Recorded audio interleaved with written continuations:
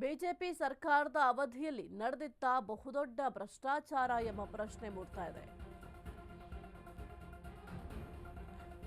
BJP ಸರ್ಕಾರದ ಅವಧಿಯಲ್ಲಿ ಭ್ರಷ್ಟಾಚಾರ ನಡೆದಿದ್ದ ಕೆಕೆಆರ್ಡಿಬಿಯಲ್ಲಿನ 322 ಕೋಟಿ ಹಣ ದುರ್ಬಳಕೆ ಆರೋಪ ಇದೆ.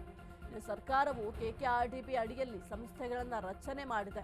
ಕೆಕೆಆರ್ಡಿಬಿ ಅಡಿ ಕಲ್ಯಾಣ ಕರ್ನಾಟಕ ಮಾನವ ಸಂಪನ್ಮೂಲ ಕೃಷಿ ಮತ್ತು ಸಾಂಸ್ಕೃತಿಕ ಸಮಾಜ ಎಂಬ ಸಂಸ್ಥೆಯ ರಚನೆ. ಈ ಸಂಸ್ಥೆಗೆ 500 ಕೋಟಿ ಸರ್ಕಾರ ಮೀಸಲಿಟ್ಟಿತ್ತು. ಈ 500 ಕೋಟಿ ಹಣದಲ್ಲಿ 322 ಕೋಟಿ ದುರ್ಬಳಕೆ ಆಗಿದೆ ಎಂಬ ಆರೋಪ ಇದೆ. ಆರ್ಎಸ್ಎಸ್ ಮತ್ತು ಅದರ ಅಂಗಸಂಸ್ಥೆಗಳಿಗೆ ಹಣ ವರ್ಗಾವಣೆಯಾಗಿದೆ ಎಂಬ ಆರೋಪ ಇದೆ. ಐಟಿ-ಬಿಟಿ ಸಚಿವ ಪ್ರಿಯಾಂಕ್ ಖರ್ಗೆ ಗಂಭೀರ ಆರೋಪವನ್ನು ಮಾಡಿದ್ದಾರೆ. ಸದ್ಯಕ್ಕೆ 500 ಕೋಟಿ ಹಣದಲ್ಲಿ 322 ಕೋಟಿ ಹಣವನ್ನು ದುರ್ಬಳಕೆ ಮಾಡಿಕೊಳ್ಳಲಾಗಿದೆ ಎಂಬ ಆರೋಪ ಕೂಡ ಸದ್ಯ ಕೇಳಿ ಬರ್ತಾ ಇದೆ. ಬಹುದೊಡ್ಡ ಭ್ರಷ್ಟಾಚಾರ ಆಗಿದೆ ಅಂತ ಕೂಡ ಸದ್ಯಕ್ಕೆ ಹೇಳಲಾಗ್ತಾ ಇದೆ. ಕೆಕೆಆರ್ಡಿಬಿಯಲ್ಲಿನ ಹಣವನ್ನು ಈ ರೀತಿಯಾಗಿ ದುರ್ಬಳಕೆ ಮಾಡ್ಕೊಂಡಿದ್ದಾರೆ.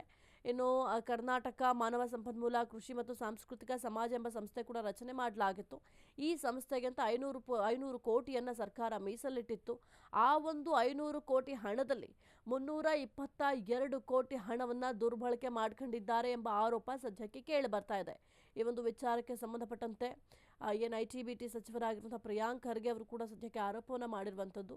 ಆರ್ಎಸ್ಎಸ್ ಮತ್ತು ಅದರ ಅಂಗಸಂಸ್ಥೆಗಳಿಗೆ ಈ ಒಂದು ಹಣವನ್ನು ವರ್ಗಾವಣೆ ಮಾಡಲಾಗಿದೆ ಅಂತ ಸದ್ಯಕ್ಕೆ ಆರೋಪವನ್ನು ಮಾಡಿದ್ದಾರೆ. ಈ ಒಂದು ಆರೋಪದ ಹಿನ್ನೆಲೆ ಕಠಿಣ ಕ್ರಮವನ್ನು ಜರುಗಿಸ್ತಾರಾ ಅಥವಾ ತನಿಖೆಗೆ ಏನಾದರೂ SITಯನ್ನು ರಚನೆ ಮಾಡ್ತಾರಾ ಅಂತ ನೋಡಬೇಕಾಗುತ್ತೆ.